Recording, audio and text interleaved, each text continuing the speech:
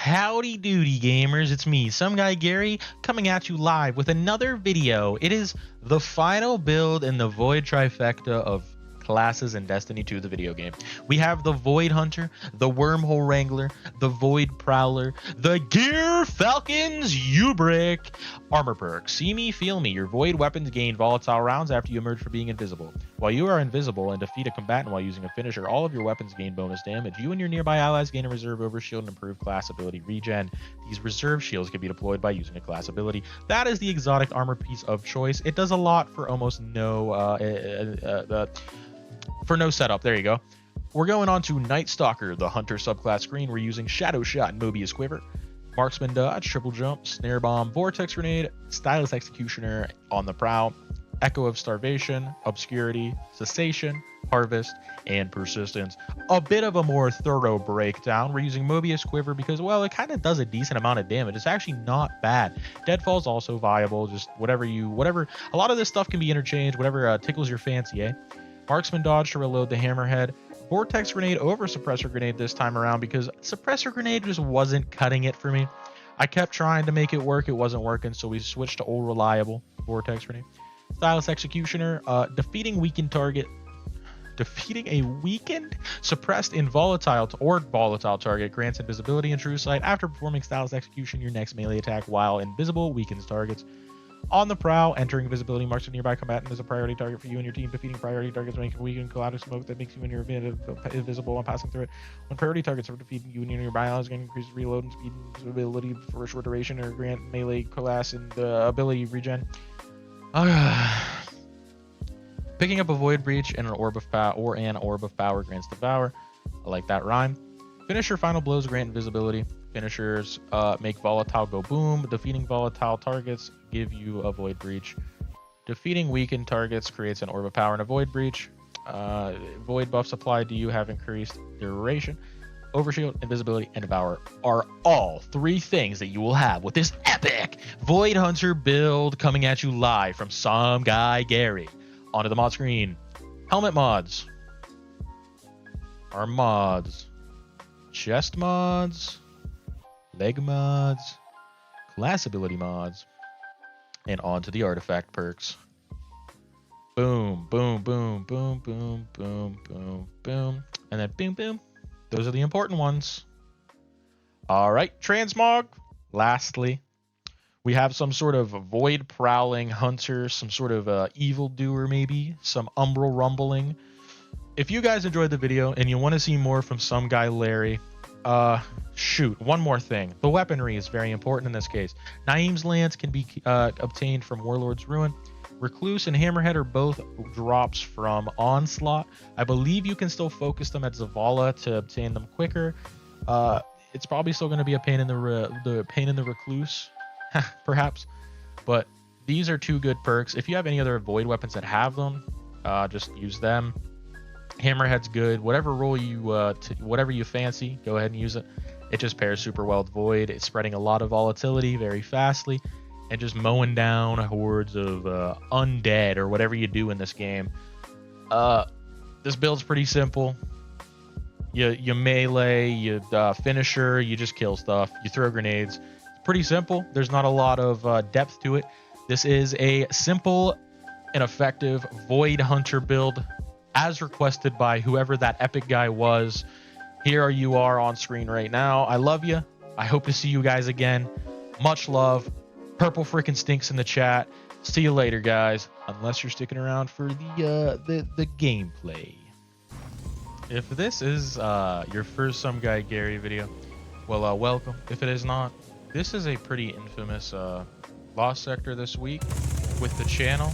Hopefully you go back, watch the super stinky Rat King video, and you'll understand why. So we just start by shooting stuff.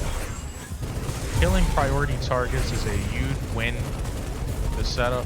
So make sure, if you're seeing the little red X's around enemies after you go invisible, make sure you're focusing them as much as you can.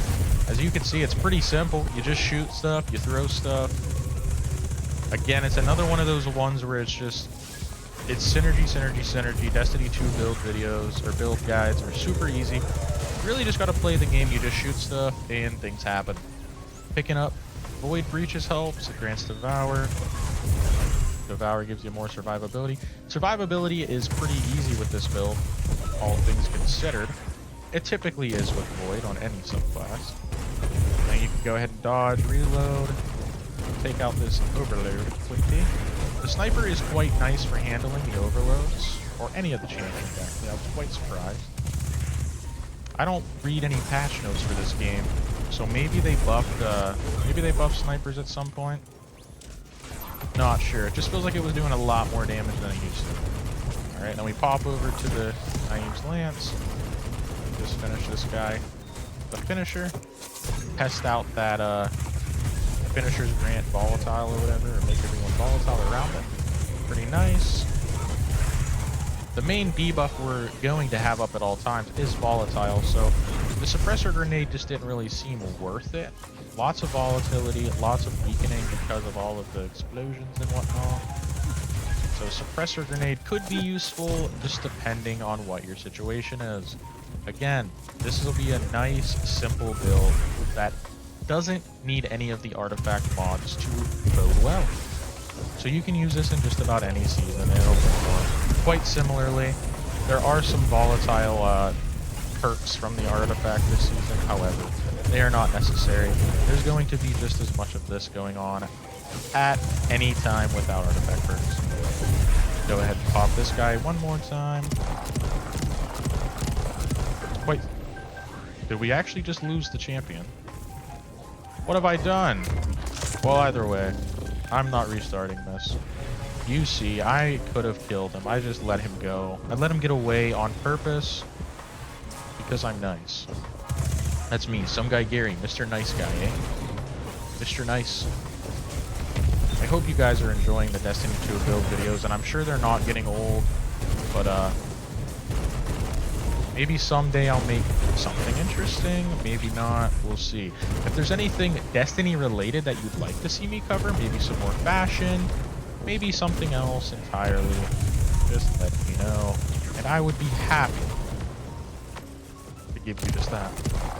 Ideally, you save the Cyclops and kill the anti-barrier, but silly me, I forgot, and now I'm in a bit of a sticky situation. So we'll go ahead and kill the Harpies.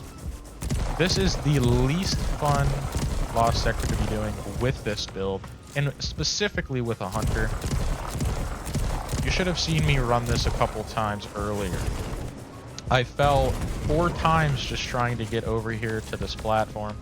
It was quite embarrassing. However, again, you didn't see it, so it didn't happen. I could be lying for all you know, and maybe, maybe I am. Maybe I am lying. So now we gotta go ahead and try to pop this silly little hobgoblin. Whoever spawned this little fella here is kind of a devious little guy, and I prefer them to be nicer next time. Mobius Quiver does not do bad damage, and I'm quite surprised with how much it does, to be honest. Because I remember it felt like, what is it? Night Stalker? Whatever. The Mobius Quiver did not feel like it was good in the past, however it is. It does a decent amount of damage. Enough yippee yapping. If you guys enjoyed the video, please drop a sub. I love you all. Like it, subscribe, comment. I'll see you in the next one. And peace out, gamers. It's been some guy Gary signing out of here. Love ya. See ya. Wouldn't want to be ya. Later, Steve.